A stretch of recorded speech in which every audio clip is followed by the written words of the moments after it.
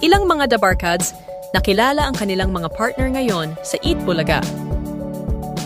Tunay ngang kahit saan ay pwede mong matagpuan ang pag-ibig o ang taong iyong mamahalin pang habang buhay. Maaari ngang nandyan lang sa inyong mga kapitbahay, kaklase, kaibigan o sa mga katrabaho. Tulad na lamang ng ating mga Dabarkads na nahanap ang kanilang love of my life sa Eat Bulaga. Siyempre, una na dyan si Bossing Vic Soto, kung saan nakilala niya sa show ang tatlo sa mga nanay ng kanyang mga anak. Nandyan nga si Miss Connie Reyes, ang ina ng kanyang anak na si Pasig City Mayor Vico Soto.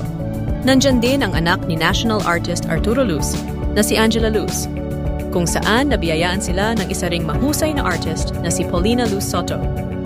At syempre ang kanyang pinakasalan na si Pauline Luna, mommy nila Tali at baby Mochi. Kasama rin sa listahan ng mga naging partner ni Bossing sa Eat Bulaga si Pia Guanyo, wala silang naging anak.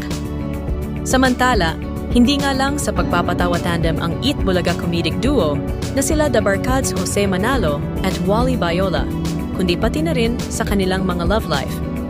Pareho kasi silang nakatagpo ng kani-kanilang mga partner sa mga dancers ng Eat Bulaga noon na EB Babes. December nga lang noong nakaraang taon nang ikasal si Jose Manalo at partner niya sa Boracay. Mayroon na silang 3 mga anak, habang si Wally Bayola naman ay may 2 anak sa partner niya ngayon. Nag-uumapaw naman sa sweetness tuwing magkasama sila singing Queen Casey at Direct Pat. Favorite bonding nga nila ay kumain.